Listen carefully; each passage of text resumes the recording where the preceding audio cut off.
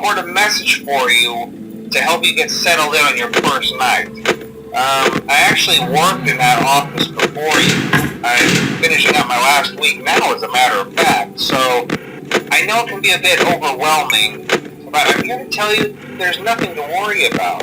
You'll do fine. So let's just focus on getting you through your first week, okay? Let's see. First, there's an introductory greeting from the company that I'm supposed to read. It's kind of a legal thing, you know. Welcome to Freddy Fazbear's Pizza, a magical place for kids and grown-ups alike, where fantasy and fun...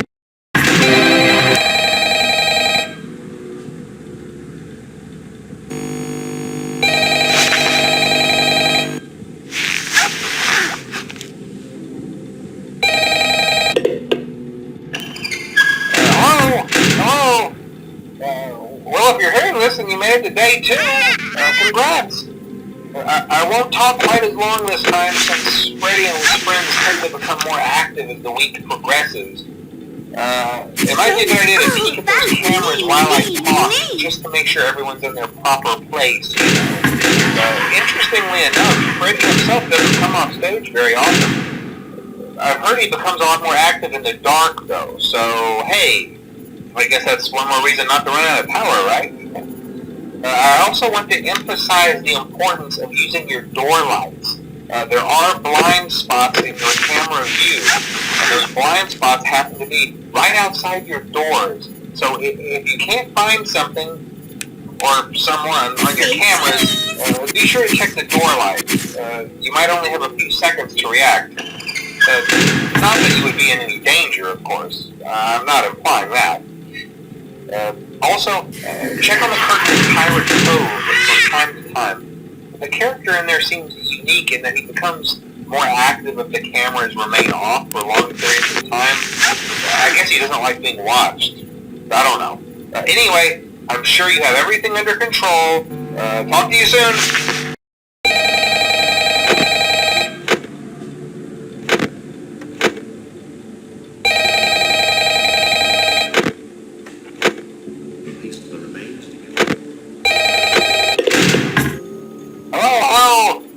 You're doing great. Most people don't last this long. I mean, you know, they usually move on to other things by now. I'm not implying that they died. That's not what I meant. Anyway, I better not take up too much of your time. Things are getting real tonight. Hey, listen, I had an idea. If you happen to get caught and want to avoid getting stuffed into a Freddy suit, try playing dead. You know, go limp. Then there's a chance that maybe they'll think that you're an empty costume instead. Then again, if they think you're an empty costume, they might try to stuff a metal skeleton into you. I wonder how that would work. Yeah, never mind. Scratch that. It's best just not to get caught. Okay, I'll leave you to it. See you on the flip side.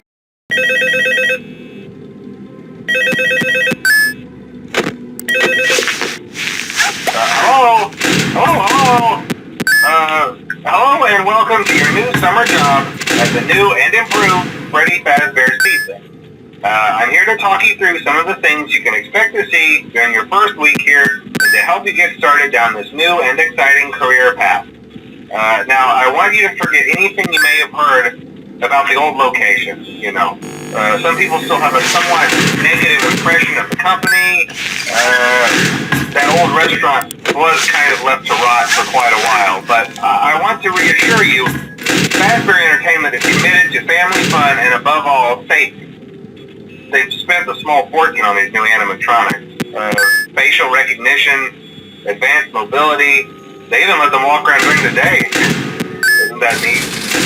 But most importantly, they're all tied into some kind of criminal database so they can detect a predator a mile away. Heck, we should be paying them to guard you. Now that being said, no new system is without its kinks. You're only the second guard to work at that location. The first guy finished his week but complained about conditions. We switched him over to the day shift. So, hey, lucky you, right? Mainly he expressed concern that certain characters seemed to move around at night and even attempted to get into his office. Now, from what we know, that should be impossible. That restaurant should be the safest place on Earth. So while our engineers don't really have an explanation for this, the working theory is that the robots were never given a proper night mode. So when it gets quiet, they think they're in the wrong room. So then they go try to find where the people are, and in this case, that's your office. So our temporary solution is this. There's a music box over by the prize counter, and it's rigged to be wound up remotely. So just every once in a while, switch over to the prize counter video feed and wind it up for a few seconds. It doesn't seem to affect all of the animatronics, but it does affect one of them. And as for the rest of them, we have an even easier solution. You see, there may be a minor glitch in the system, something about robots seeing you as an endoskeleton without his costume on and wanting to stuff you into a suit. So hey, we've given you an empty Freddy Fazbear head. Problem solved. You can put it on any time and leave it on for as long as you want. Eventually anything that wandered in will wander back out. Something else worth mentioning is kind of the quirky modern design of the building. You may have noticed there are no doors for you to close. But hey, you have a light, and even though your flashlight can run out of power, the building cannot. So don't worry about the place going dark. Well, I think that's it. You should be golden. Check the lights, put on the Freddy head if you need to. Keep the music box wound up. Piece of cake. Have a good night, and I'll talk to you tomorrow.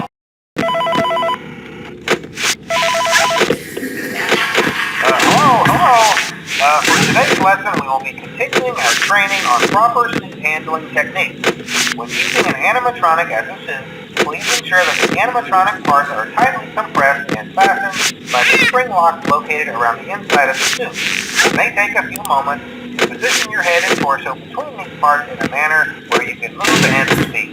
Try not to nudge or press against any of the spring locks inside the suit. Do not touch the spring locks at any time. Do not breathe on the spring locks, as moisture may loosen them and cause them to break loose.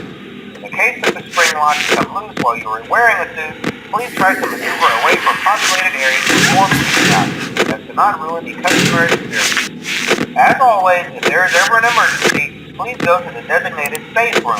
Every location is built with one extra room that is not included in the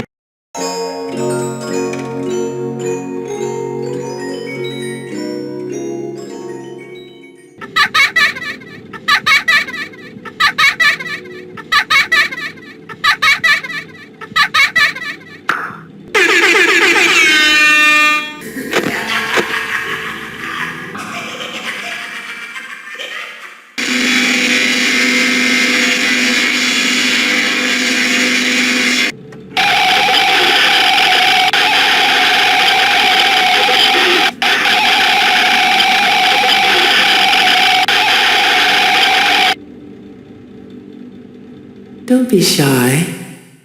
I could hear you breathing. Admit it, you wanted to let me in. Why do you hide inside these walls? These are strange circumstances that have brought us together. Looks like something bad happened. I guess you forgot about me. Want to see the scooping room? Arg, you never stood a chance! Arg, I came for ye booty. That be treasure, you know. Arg, so much more spacious in here. I may stay a while.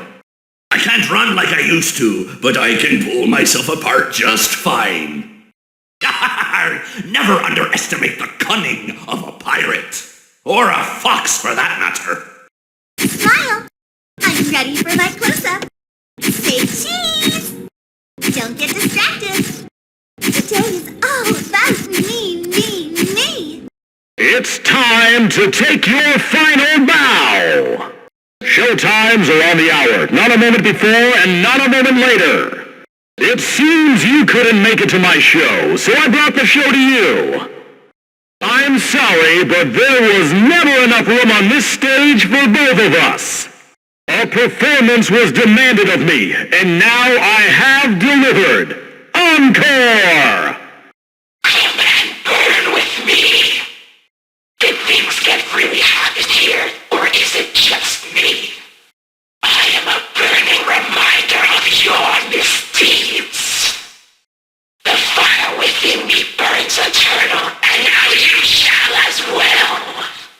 Greetings from the fire, and from the one you should not have killed. It will all be over soon. There is room for one more.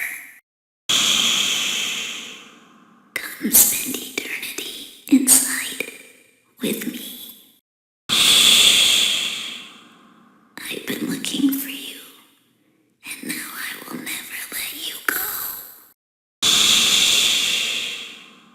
I'm so glad that I found you. Let me make room for you. It's so much more fun hanging out in here with you. I wanted to wait until just the right moment to drop in. Don't be afraid. Soon you will look just like me. Beautiful. Now I get to play take apart and put back together. You won't feel a thing. He's here and always watching. The one you shouldn't have killed. The others are under my protection. I don't hate you, but you need to stay out of my way. Seeing you powerless is like music to me. The others are like animals, but I am very aware. I recognize you, but I'm not afraid of you. Not anymore. You and I don't get to talk as often as I'd like. Move over, Freddy Fazbear. Happy Frog is the new star of the show. Everyone underestimates me, but then they turn their back and I'm like, boo, and they're like, wah. I bet you weren't expecting me, were ya? Turn your back for 1 second and I'm like, wazoo, ninja skills. We've only just begun. I will never let you leave. I will never let you rest. Stranger danger! Whoops, that's gonna leave a mark. Don't you hate getting killed by obscure secondary characters? I was just waiting for you to drop your guard. This is how it feels, and you get to experience it over and over and over again, forever. I will never let you leave. What did you think of my act? Now is my time to shine. I hope you enjoyed the grand finale. I don't get out much, so you'll have to forgive my enthusiasm. He tried to release you. He tried to release us. But I'm not going to let that happen. I will hold you here. I will keep you here, no matter how many times they burn us. Even monkeys fall from trees.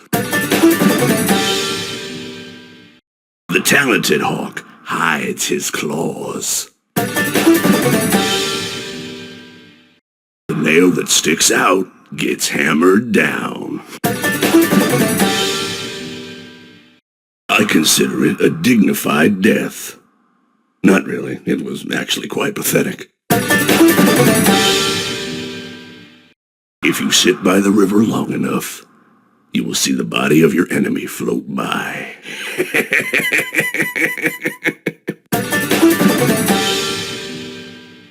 I'm here. You play by my rules. Hey, keep it down, would ya? A song was requested of me, and now I sing it. You hear that? It's the sweet, sweet sound of your eternal silence. You and I will be making music together for a long, long time. You knew I'd get you eventually. Flash that light on the wand. It can't save you now. Come closer. Help me count my teeth. There just isn't room in here for both of us. You're not so big. Just a bite-sized morsel. I assure you, I am very real. Let's see how many times you can be pulled apart. This time, there is more than an illusion to fear. We know who our friends are, and you are not one of them. Let me put you back together, then take you apart all over again. The shadow fears me. I am your wickedness, made of flesh. I am here to claim what is left of you. I will vomit you back to relieve your horror. You will not be spared. You will not be saved. No light can save you now. I have always been hiding in your shadow. What a gift to relish, a victim that can't perish. I am given flesh to be your tormentor. I am remade, but not by you, by the one you should not have killed. The nightmare is just beginning. This time, death cannot save you. This is a nightmare that you won't wake from. I am the fearful reflection of what you have created. Let's taste death again and again and again. What a treat to come here and meet your face as it hits concrete. What a fine day to come here and say that your face and flesh I must play. I've found my guitar, now reach for the stars as I plunge it through your heart. So good to see you again, my truest friend, but now your life must end. Why so blue? You know I'll be true, and now I'll make slippers out of you. That'll teach you for trying to trick this old bird. Whoops, looks like you're the one that slipped up this time. That's right! And don't you come back now, you hear? Thought you could fool me with that sign, but I was too smart for you. I may not like wet floors, but the smell of fresh meat is just too enticing. Please deposit 5 coins. Please deposit 5 coins. Please deposit 5 coins. Please deposit 5 coins. Please deposit 5 coins. Please deposit 5 coins. Please deposit 5 coins. Please deposit. Please deposit. Please deposit. Please deposit 5 coins. You are Freddy doesn't. You are attempting to. Freddy. Thank you for depositing 5 coins. Yar, who touched me bird? Yar, what can I do for ya? Yarg, how may I be of service to ya? Yar, me bird likes you, so I'll do ye a favor. Yar, you win some, you lose some. Yarg, you play with fire, and sometimes ye get burned. Time for your controlled shock. Let's see how many pieces I can cut you into. You won't die, but you'll wish you could. You won't get tired of dying, will you? You won't get tired of my voice, will you? Where's my beak? Lodged in your forehead, of course.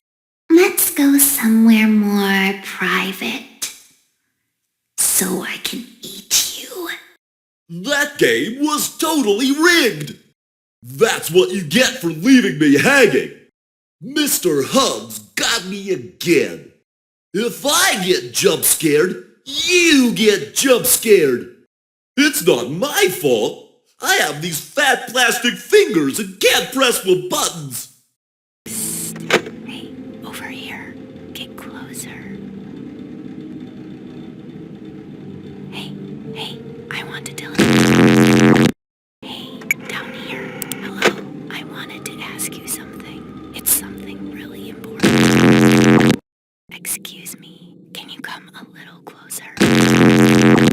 You blinked. Time to face the consequences of your behavior. I may be missing my face, but even I could see his tongue. Might as well face the facts. You were always destined to fail. What is this new prison? Is it me trapped, or is it you? Perhaps it is us both. Come closer. Let's smile together. Let me show you how to break your face and look like me. I was the first. I have seen everything. I never thought I'd make it through that vent, but now we are together. I have seen him, the one you shouldn't have killed. Uh-oh, how unfortunate. Uh-oh, how unfortunate. I'm gonna do a sneaky thing and throw a new contender in the ring. Uh-oh, how unfortunate. Uh-oh, how unfortunate. I know how much you like to fight, so I'll add a new problem to your night.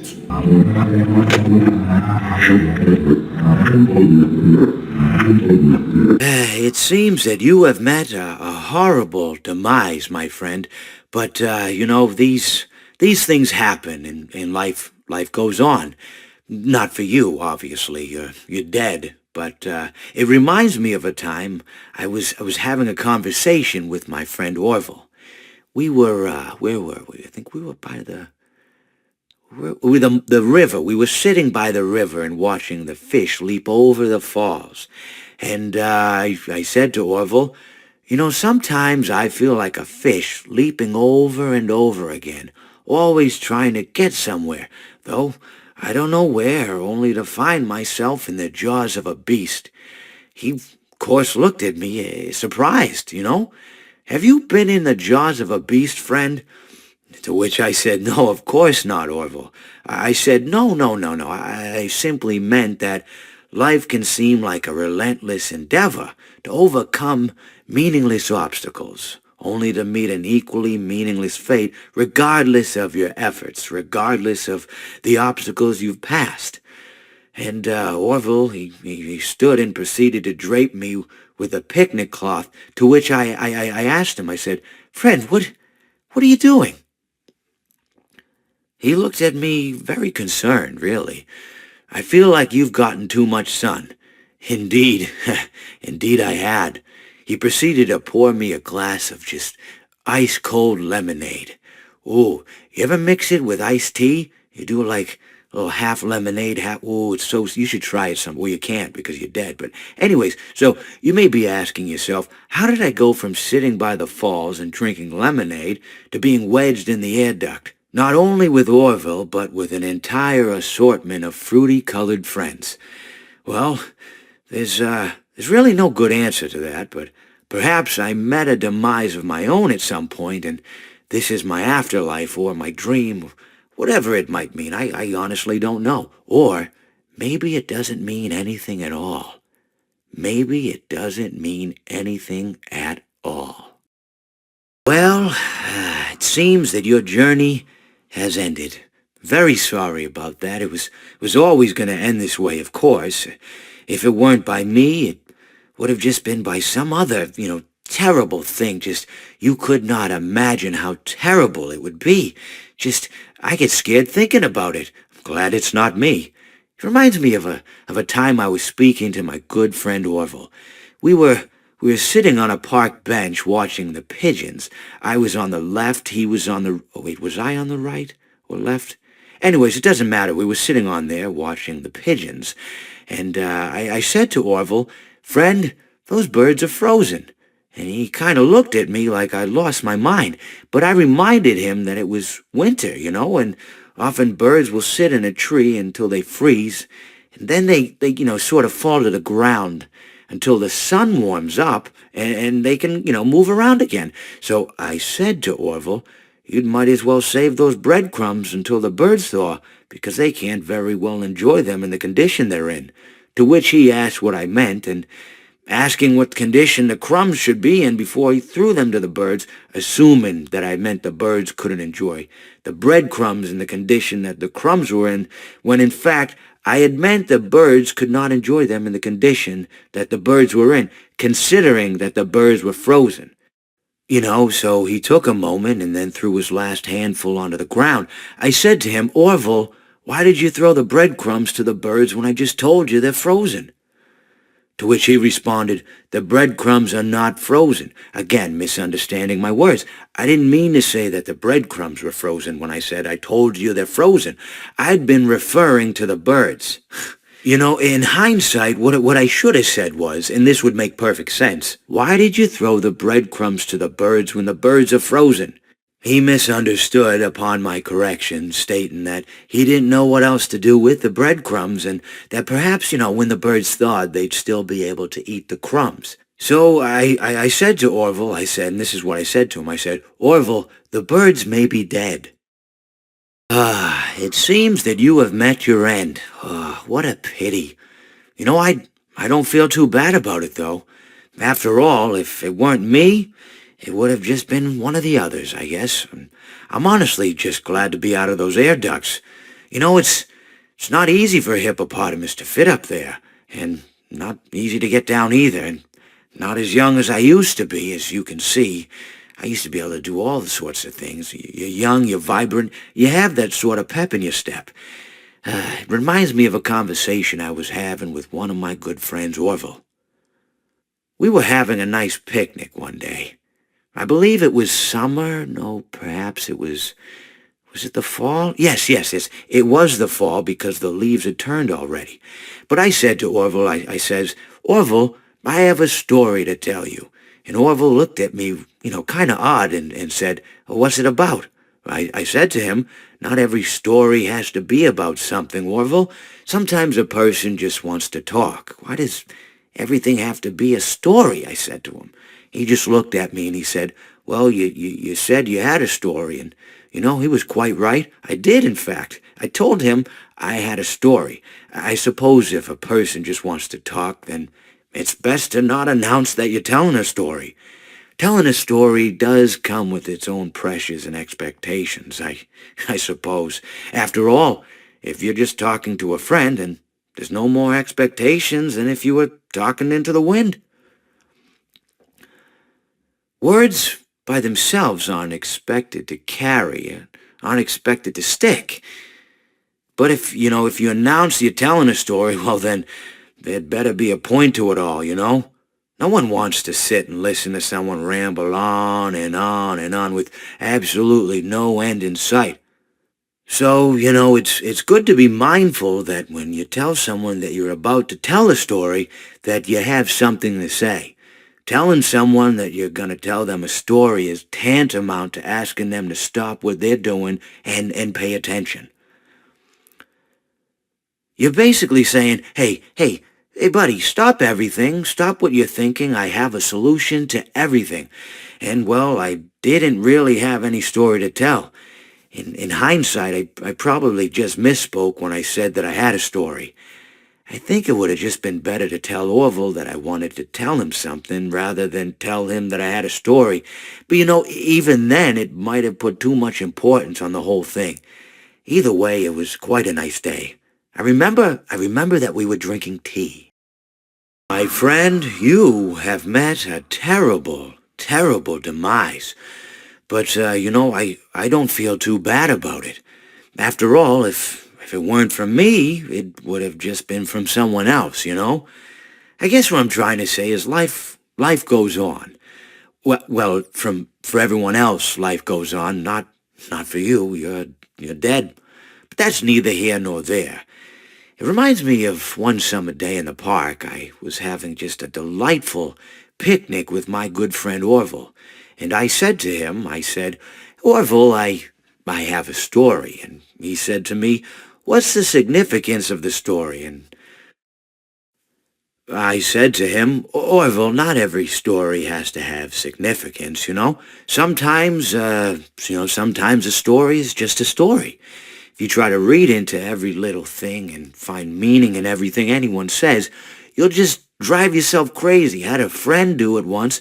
Wasn't pretty. We talked about it for years. And not only that, but you'll likely end up believing something you shouldn't believe and thinking something you shouldn't think, or assuming something you shouldn't assume, you know? Sometimes, I said, a story is just a story. So just be quiet for 1 second of your life and eat your sandwich, okay? Of course, it was only then I realized I'd made sandwiches, and poor Orville was having such difficulty eating it. Elephants have those clumsy hands, you know? Actually, I suppose that's the problem. They don't have hands at all, do they?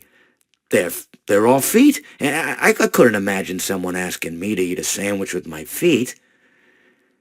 Now, if I recall correctly, there was a bakery nearby. I said to him, Orville, let me go get you some rye bread. Now, I'm unsure if elephants enjoy rye bread, but I assure you that Orville does. Now, this was on a Tuesday, which was good because rye bread was always fresh on Tuesday. They made sourdough bread on Monday and threw it out Wednesday, or rather, they sold it at a discount for people wanting to feed the ducks, and then probably at the end of the day, finally, they threw it all out. I don't recall. I do remember a man who would bring his son to the bakery every Wednesday and then go feed the ducks. He would buy all of the sourdough bread. Of course, you know, you're not supposed to feed the ducks sourdough bread at all. It swells up in their stomach, and then they all die. At least that's what I've heard. You know, I never saw any ducks die myself, but I did notice a substantial decrease in the duck population over the course of a few years. I just never thought to stop the man and tell him that he was killing the ducks by feeding them sourdough bread. And if you want my opinion on the matter, and I told Orville this as well, if you want to feed ducks, or birds, or any kind for that matter, it's best to buy seed. I mean, when you think about it, breads of any sort don't occur in nature. They don't grow on trees or spring up from the bushes. I don't think birds know what to do with bread. What was I saying? Oh, yes. So I bought Orville some rye bread. What a fine day it was. I always come back.